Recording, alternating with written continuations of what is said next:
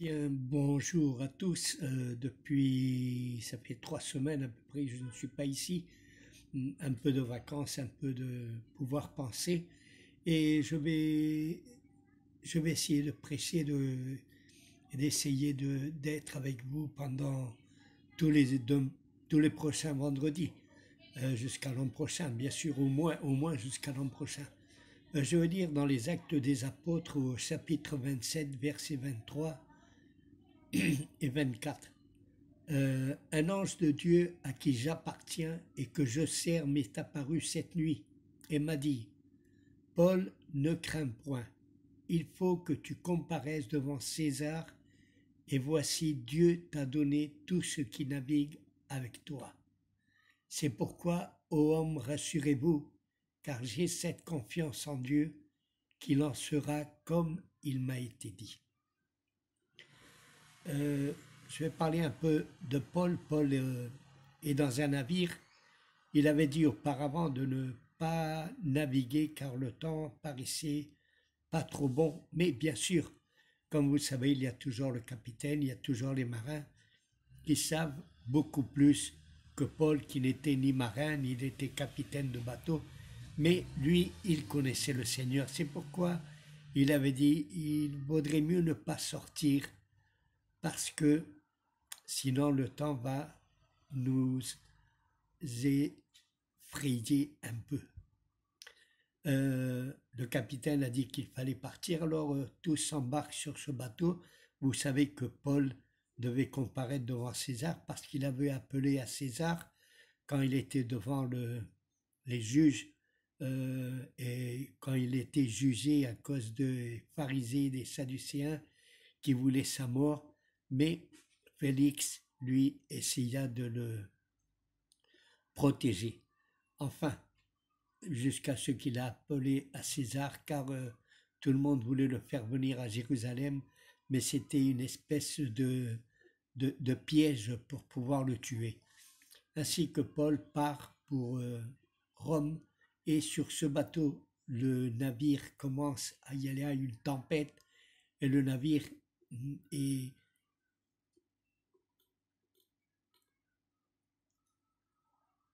nous étions violemment battus par la tempête. C'est-à-dire le bateau était violemment battu par la tempête.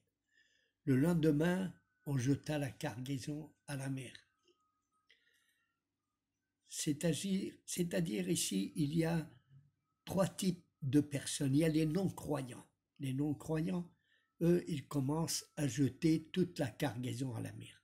Ce que je veux dire, c'est que dans les Actes des Apôtres, dans toute la Bible, il y a des enseignements qui nous concernent. C'est-à-dire ici, les gens qui ne croient pas en Dieu, c'est-à-dire les non-croyants, eux sont capables de jeter tout par la fenêtre. Il y a beaucoup de personnes qui sont capables d'abandonner leurs femmes, d'abandonner leurs enfants, d'abandonner leur famille, d'abandonner leurs amis et de tout abandonner. C'est-à-dire ils veulent tout jeter par la fenêtre car ils ont le droit de chercher le bonheur. Leur bonheur et ne plus être un homme avec comment dirais-je, avec des propositions avec leur famille. Ils ne veulent pas suivre de gré leur famille, ils ne veulent pas suivre, ils ne veulent pas être attachés à une famille. Ils ont le droit, selon ce qu'on est en train de prêcher aujourd'hui dans le monde, d'être heureux. Alors, ils ne s'en foutent pas mal de pouvoir jeter tout par la fenêtre. On jette même notre travail, on le jette tout, on se divorce, on cherche le bonheur avec qui? Avec d'autres femmes, naturellement. Ou plus, il y en a plutôt qui cherchent avec d'autres hommes, c'est-à-dire faire l'anti-nature. Il y a parce qu'il y a beaucoup de vices dans ce monde. Je ne dis pas qu'il y a des, des homosexuels que depuis très petits, ils se sentent un peu comme femmes, et il y a d'autres qui sont vicieux et qui veulent tout goûter, et ils sont capables de tout jeter par la fenêtre. Des hommes qui se rebellent contre Dieu, contre leur propre famille, contre leur propre vie, contre leurs enfants. Et ils jettent tout par la fenêtre. Ils sont capables de tout abandonner. On a vu dans les journaux comme il y a beaucoup qui abandonnent leur fils. Si je dis d'un mari, je dis aussi d'une femme. Ça ne veut pas dire que seulement les maris sont capables de tout jeter par la fenêtre, mais il y a aussi des épouses qui sont capables de tout jeter par la fenêtre. J'ai connu des femmes qui ont abandonné leur fils pour un autre homme, leur mari pour un autre homme, abandonné leur famille parce qu'elles disent qu'elles sont tombées amoureuses d'un autre homme. Elles ne regardent même pas en arrière. La même chose les hommes aussi. Ils vont même chercher du vice anti-nature. Mais c'est ça, on jette tout par la fenêtre et on cherche d'essayer de libérer nos charges, de libérer notre vie, de libérer tout ce qui est en train de nous être un peu pesant dans notre vie. Le poids, le dur qu'est la vie, on est capable de tout abandonner. Soi-disant pour chercher le bonheur, mais où on va chercher le bonheur? Le bonheur est être heureux jour à jour, vivre le jour à jour, être tranquille pour pouvoir... j'ai coupé un petit moment, mais c'est à cause de quelqu'un qui appelait ma femme, et bien sûr, il faut donner des raisons de pourquoi elle n'est pas là. Enfin, ce que je voulais dire, c'est ça, qu'il y a beaucoup de personnes, soit hommes, soit femmes, qui sont capables de tout jeter par la fenêtre. Si on dit ça, on dit aussi les enfants. Il y a beaucoup de jeunes qui sont capables de voler à leurs parents, d'abandonner la famille, d'abandonner leurs parents, d'abandonner leur maison parce que, soi-disant, ils veulent trouver leur bonheur. Ils ne se trouvent pas bien avec ses parents. Soi-disant, on veut plus de liberté, on veut un peu plus de bonheur pour nous. Et on est capable de tout abandonner. C'est-à-dire, c'est comme ces gens-là qui jetaient tout.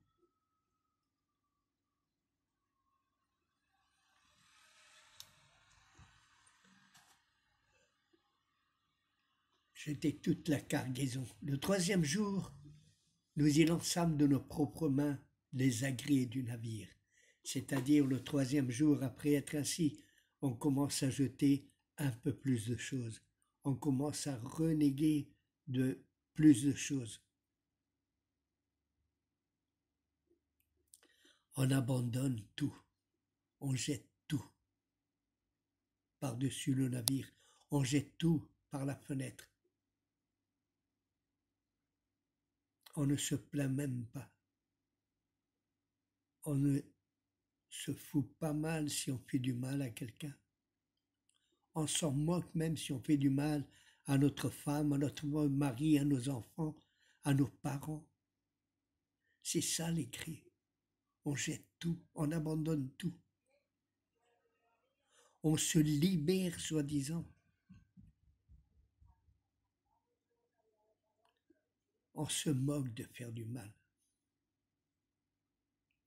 C'est notre vie. Et si on fait du mal à quelqu'un, tant pis pour lui. Parce que je cherche mon bonheur.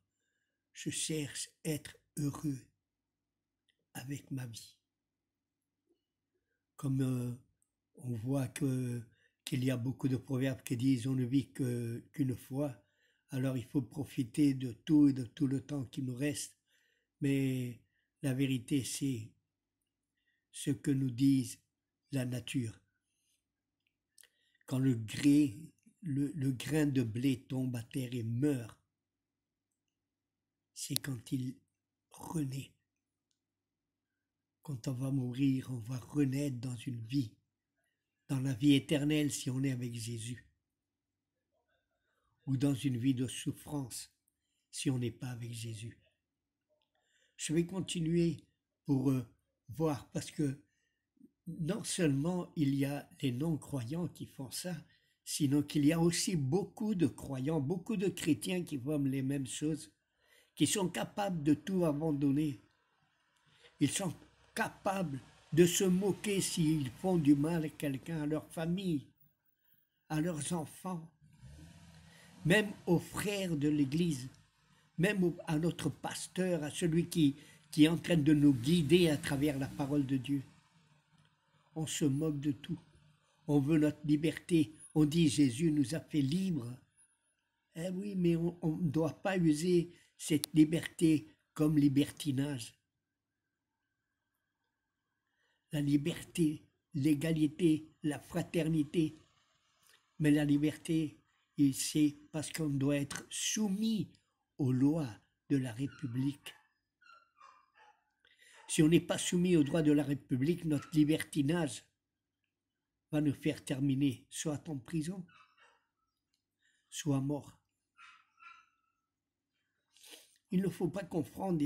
La liberté, c'est la liberté de notre vie intérieure. C'est ça la liberté que nous donne Jésus.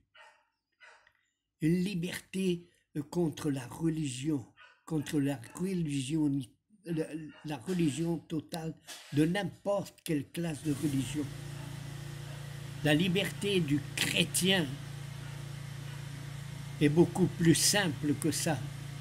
C'est suivre Jésus. Aujourd'hui, on dirait qu'il y a quelqu'un qui ne veut pas que je parle. Alors il a mis son moteur en marche là. Je ne sais pas si vous l'écoutez, j'espère que vous ne l'écoutez pas et que vous m'écoutez à moi. Enfin, ce que je veux dire, qu'il y a beaucoup de chrétiens qui actuent comme des gens de ce monde, comme les non-croyants, les croyants qui actuent comme les non-croyants, des croyants qui sont capables de tout comme les non-croyants, de laisser tomber leur femme ou leur mari, même, comme dit, être des adultères, retourner dans la boisson, retourner dans la drogue, retourner un peu dans le vice. Beaucoup de non-croyants sont capables de tout jeter par la fenêtre. On va rejeter notre salut, on va rejeter la liberté de Jésus, on va rejeter tout ce que Jésus a fait dans notre vie. Pourquoi? Parce qu'il y a des tempêtes qui viennent contre nous autres. Beaucoup d'entre nous souffrent beaucoup de tempêtes. Beaucoup d'entre nous souffrent la tempête. J'ai arrêté un petit moment car le moteur là, de ces gens-là ne me laissait pas parler trop bien. J'espère que tout va bien maintenant et que tout va aller bien. C'est-à-dire il y a des croyants aussi qui font les mêmes choses que des non-croyants. C'est triste, mais il y a beaucoup de chrétiens qui actuent comme des non-chrétiens. C'est triste, mais il y a des chrétiens qui rejettent à Jésus, qui rejettent le salut de Jésus, qui rejettent la croix, le sang qu'il a versé pour nous. Et ils sont capables de tout jeter par la fenêtre. Mais ici, la troisième personne qu'on voit, c'est Paul. J'ai dit qu'il y a trois classes de personnes, les non-croyants, les croyants et Paul. Paul est le véritable croyant. Paul, lui, même s'il y avait une tempête, il était là à genoux en train de prier Dieu. Pourquoi? Parce que lui, il savait qu'il allait avoir une grande tempête et que le bateau allait peut-être même s'avirer. Et tous étaient là, ils avaient tous peur. Même les croyants avaient peur.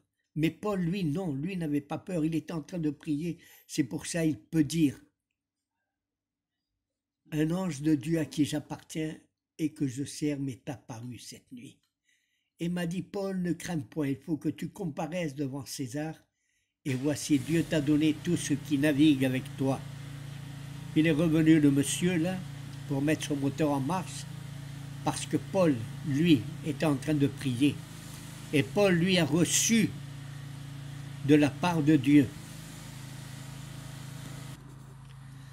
J'ai fermé la fenêtre pour essayer de ne plus écouter.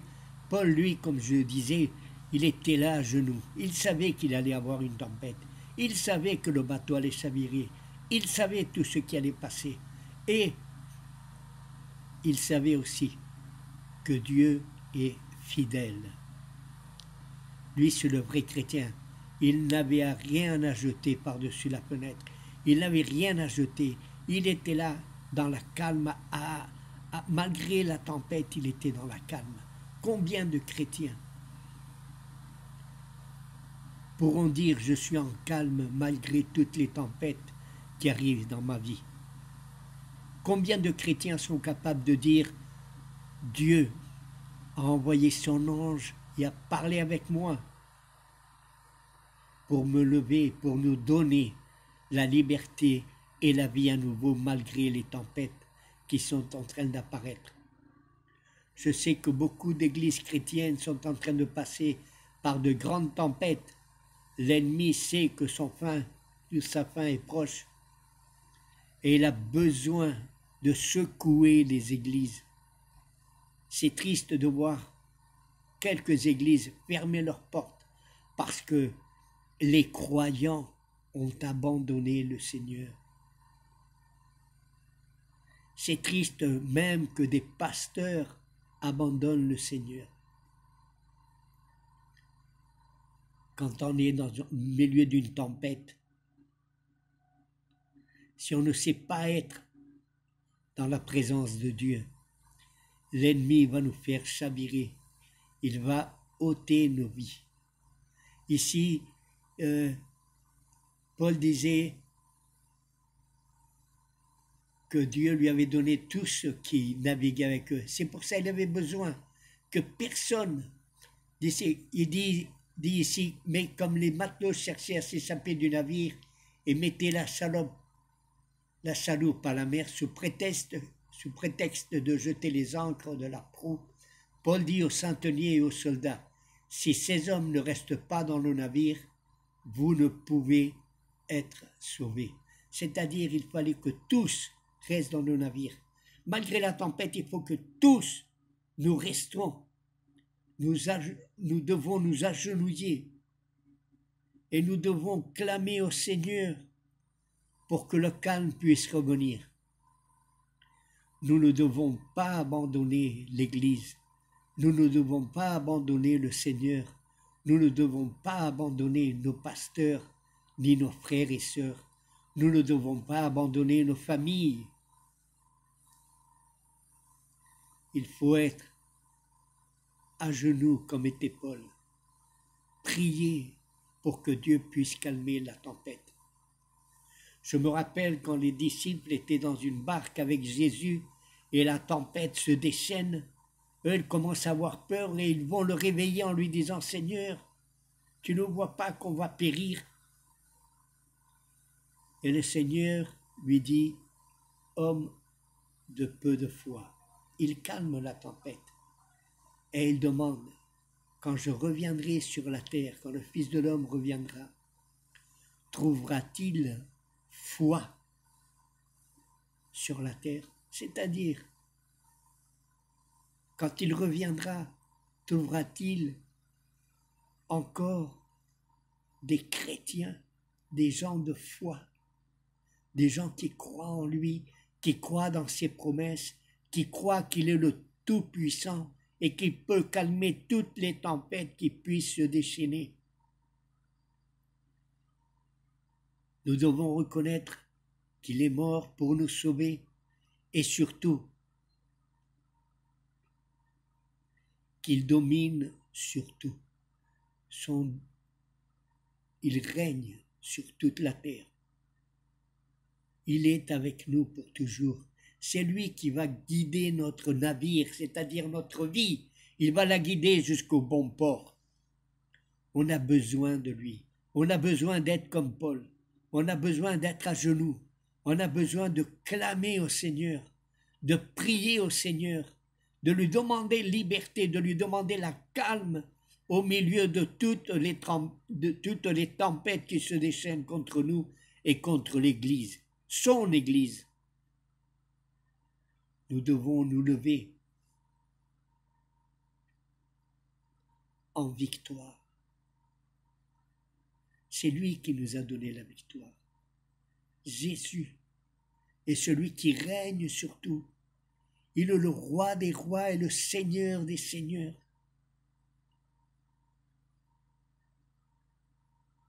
Il est le Tout-Puissant. Il est avec nous.